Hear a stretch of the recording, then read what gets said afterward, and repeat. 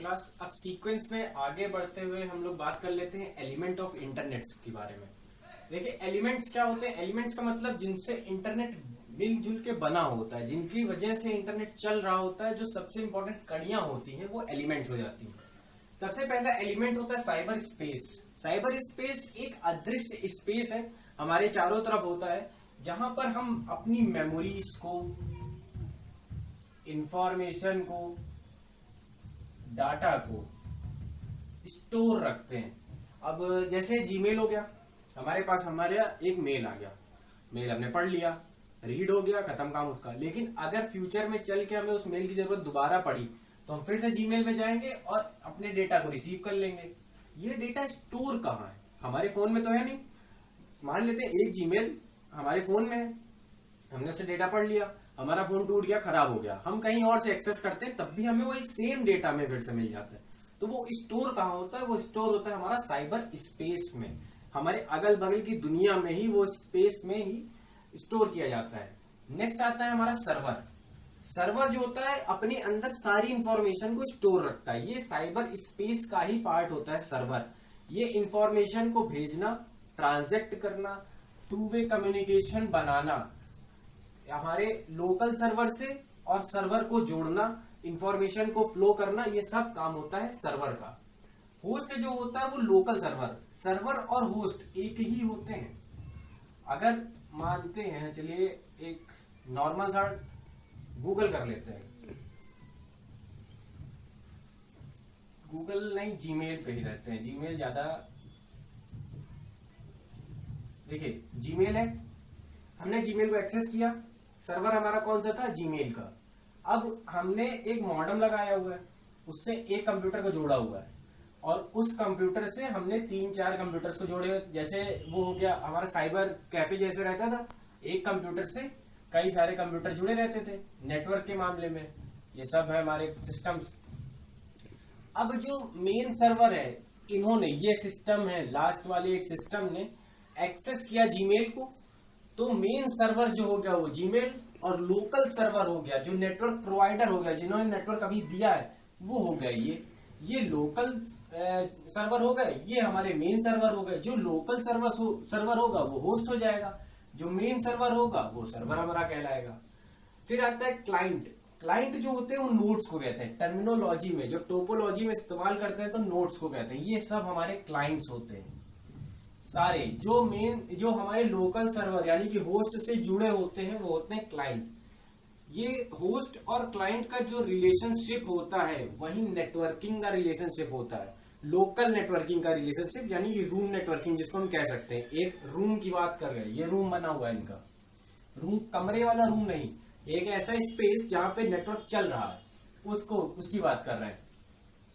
Next आते हैं terminals. Terminals जो होते हैं वो इन्हीं क्लाइंट और नोड्स को कहते हैं। ये हमारे टर्मिनल हो गए, टर्मिनल 1, टर्मिनल 2, टर्मिनल 3। और टर्मिनल के अंदर हम बनाते क्या है, एक मेन सर्वर बनाते हैं, सर्वर नहीं, एक मेन एडमिनिस्ट्रेटर बनाते हैं और उनके क्लाइंट्स बना देते हैं। जैसे हमने अपना पीसी खोला और उसमें एक हमारा एडमिनिस्ट्रेटर बना हुआ था जिसका नाम था निखत, NIC, निखत इंस्टीट्यूट, और बाकी सब बने थे स्टूडेंट 1, स्टूडेंट 2, स्टूडेंट 3 और स्टूडेंट 4। हम मान लेते हैं कि हम स्टूडेंट नंबर 4 है, तो हम एक्सेस किसको करेंगे? Student number 4। जैसे हमने क्लिक किया हमारी सारी फाइल आ गई। अगर हम एडमिनिस्ट्रेटर होते तो हम किसको करते? NIC को करते। ये कहलाता है टर्मिनल। डम टर्मिनल जो होता है वो इन्हीं सीक्वेंस, इन्हीं कतार का सबसे आखिरी टर्मिनल होता है। ये सबसे आखिरी वाले, जो आखिरी नोड होगा वो डम्ब टर्मिनल कहलाएगा, सबसे लास्ट। इसको कहते हैं लास्ट टर्मिनल भी कह सकते हैं इसे। अब ये तो बात हो गई हमारे एलिमेंट्स ऐसे जो हम फिजिकल रूप से देख लेते हैं। अब ये वेब ब्राउजर, जिन्हें हम फिजिकल रूप से टच नहीं कर सकते, सिर्फ स्क्रीन के अंदर देख सकते हैं, एक्सेस किए जा सकते हैं, वो ऐसे होते हैं वेब ब्राउजर। वेब ब्राउजर हमें मदद करते हैं, ये एप्लीकेशंस होते हैं, एप्स जिनको कहते हैं, ये मदद करते हैं हमें इंटरनेट को एक्सेस करने में। जैसे Google Chrome, Mozilla Firefox, internet explorer, ऐसे कई सारे एप्लीकेशन जो हेल्प करें इंटरनेट को एक्सेस करने में, नेटवर्क को एक्सेस करने में या इंफॉर्मेशन को एक्सेस करने में, वो कहलाते हैं वेब ब्राउजर। अब वेबसाइट होती है कई सारे वेब पेज का समूह। जैसे एक एग्जांपल लेते हैं छोटा सा, सरकारी रिजल्ट.com का। हमने खोला सरकारी रिजल्ट, ये हमने वेबसाइट खोल लेंगी। अब इसी में 3-4 चीजें क्लियर हो जाएंगी। देखिए हमने खोला क्या, www.sarkariresult.com, ये शॉर्ट फॉर्म में लिख दिया है, पूरा समझ जाइएगा। ये हमने डाल दिया अपने किसमें, वेब ब्राउजर में। वेब ब्राउजर कौन था हमारा, गूगल क्रोम।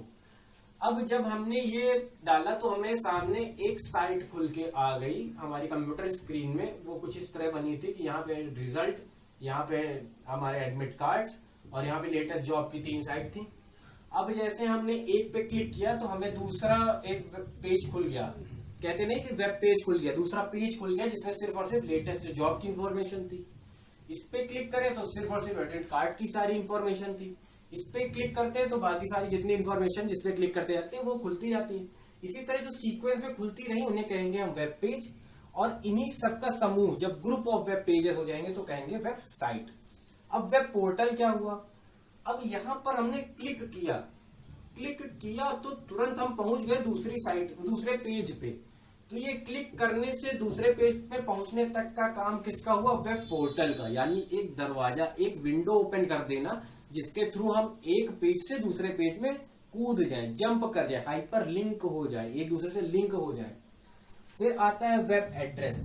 ये जो हमने एड्रेस लिखा है sarkariresult.com, www.sarkariresult.com, ये क्या कहलाता है, वेब एड्रेस।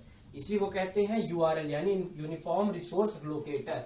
ये हमारा यूआरएल होता है। अगर किसी भी चीज का यूआरएल आपको याद है तो आप लोकली उसे खोल सकते हैं आराम से। जैसे एग्जांपल में हम लेते हैं www.google.com या google.co.in, इस तरह से हम खोलते हैं, ये हमारा यूआरएल हो जाता है। ये हमारा वेब एड्रेस होता है। एड्रेस है कहां पे पहुंचने तक का, गूगल में पहुंचने तक का। अगर यहाँ पे जीमेल लिखते हैं तो जीमेल पहुंचने तक का।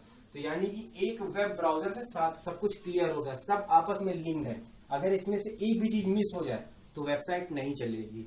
अगर आपने वेब एड्रेस मिस कर दिया तो कोई मतलब नहीं, आगे बढ़ ही नहीं पाएंगे। वेब पोर्टल मिस कर दिया तो नेक्स्ट पेज में जंप नहीं कर पाएंगे।